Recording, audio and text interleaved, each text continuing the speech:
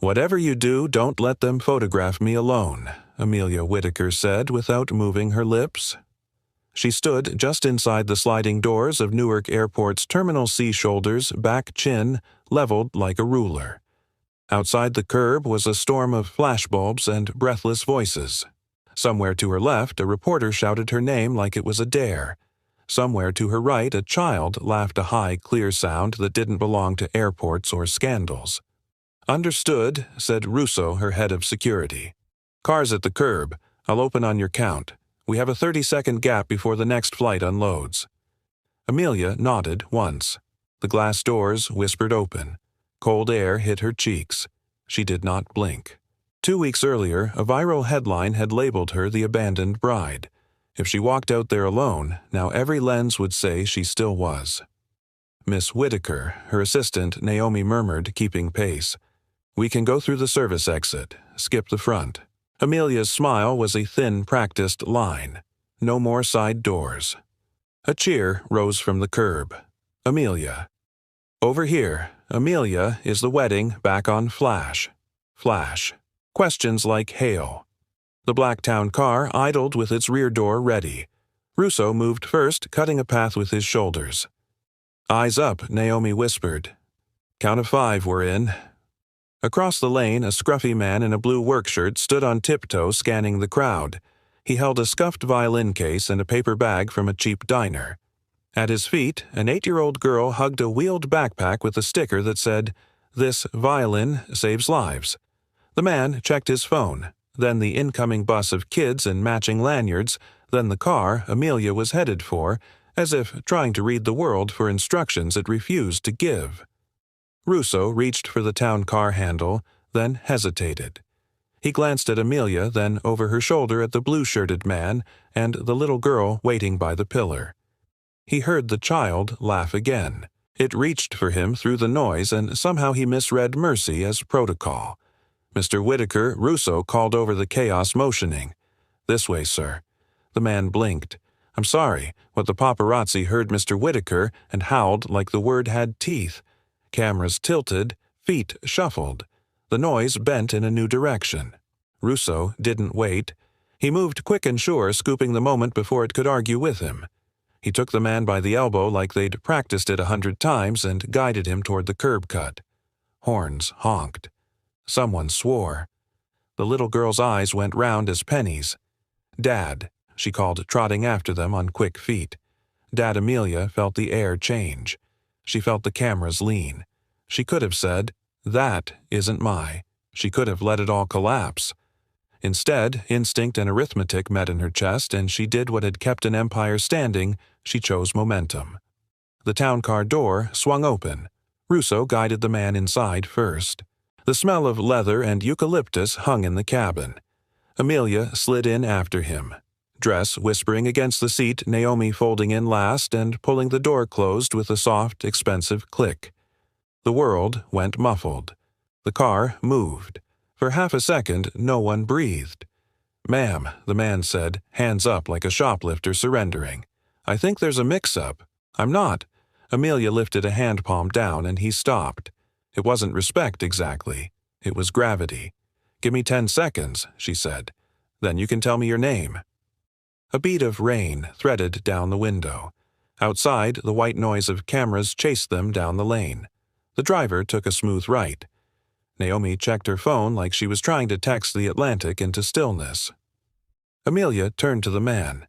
He had a steady face, the kind that knew early mornings and manual doors. His shirt was clean but worn. His knuckles were nicked the way men's hands get nicked by the worlds they hold together. The violin case lay across his knees like a vow.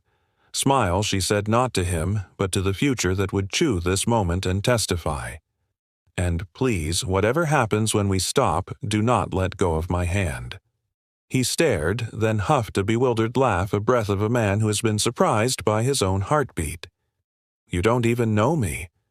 "I don't have to," she said. "They do."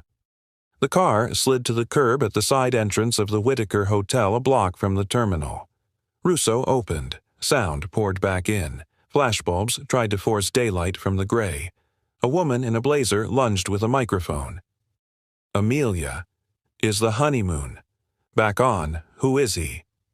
A man with a beard shouted, Amelia, are you giving the ring another chance?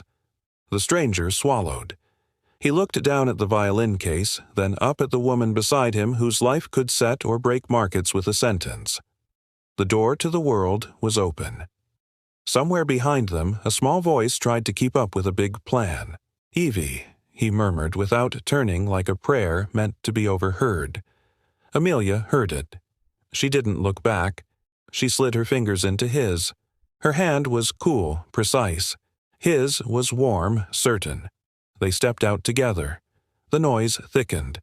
The cameras found them, framed them, possessed them. For 3 heartbeats they were a picture with no caption. On the 4th, captions began to write themselves. Amelia, the woman in the blazer, pushed forward. 2 weeks ago, you were left at the altar. What changed? Without releasing his hand, Amelia faced her with a calm that looked earned. I don't comment on rumors, she said.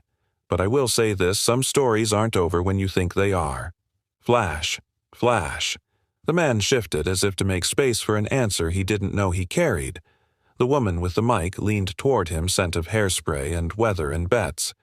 Sir, can we get your name? His jaw worked. He glanced at Amelia. She made the smallest shake of her head. Not no, but not yet. I'm just here to make sure she doesn't get run over, he said, smiling a shy, crooked smile that put a dent in the noise. And to make sure somebody eats dinner.